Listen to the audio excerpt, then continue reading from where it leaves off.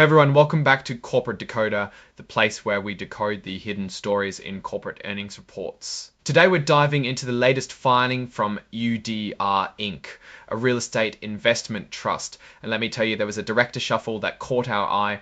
So what's the big news from UDR Inc. this time? Well, it's not a massive financial report full of numbers you'd expect from a 10K or a quarterly 10Q. Instead, this is a current report in 8K. These are usually filed when something significant and unexpected happens at a company. Think big management changes, major asset sales, or bankruptcy.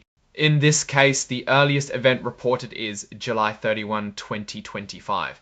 And the main story here is about a director leaving the company. This filing is all about announcing a change in leadership that's important to know. The date here is crucial for understanding when this event took place. This is their commission file number, and this is their IRS employer identification number. This is the company's principal executive office address and their main phone number. They are not considered an emerging growth company. This section of the 8K specifically covers changes in directors and officers. The headline here is the retirement and resignation of a director. So on July 31st of last year, Clint D. McDonough decided to retire and step down from his role as a director at UDR Inc. Now, this is a key piece of information. The filing explicitly states that Mr. McDonough's departure was not due to any arguments or disagreements about how the company has run its policies or its actions. This is good news because it means his exit wasn't forced by some internal conflict. That kind of disagreement can often signal bigger problems within a company. As a result of his departure, the board decided to shrink itself from 9 members down to 8. This is a common move when a director leaves and a company doesn't immediately look to fill that spot. It can sometimes indicate a streamlining of the board or a recalibration of its size and responsibilities. Mr. McDonough had been a director since 2016, so he had a decent tenure with the company, about 9 years. He was quite involved in the company's governance. He most recently sat on the Audit and Risk Management Committee and the Executive Committee. Before that, he was the chair of the Audit and Risk Management Committee for 5 whole years. That role is super important because it oversees how the company accounts for its money and manages potential risks. Having a reliable person in that spot is critical for investor confidence. The company is thanking him for his service and contributions. It sounds like a smooth and respectful parting of ways. And this is the signature of Keith Benson, who is authorizing the filing on behalf of UDR Inc. He holds the title of Senior Vice President and Chief Legal Officer. This is a pretty standard role for someone to sign off on these kinds of legal and regulatory documents. So what's the takeaway here? Well, this isn't a report filled with exciting financial performance numbers or new business strategies. It's a specific announcement about a director's departure. The fact that Mr. McDonough's exit was amicable and that the board is reducing its size suggests a company that is making deliberate decisions about its governance.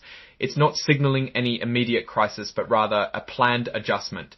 Now, looking at UDR Inc. as a whole, they are a real estate investment trust, meaning they own, operate, and often develop income-producing real estate, primarily apartment communities.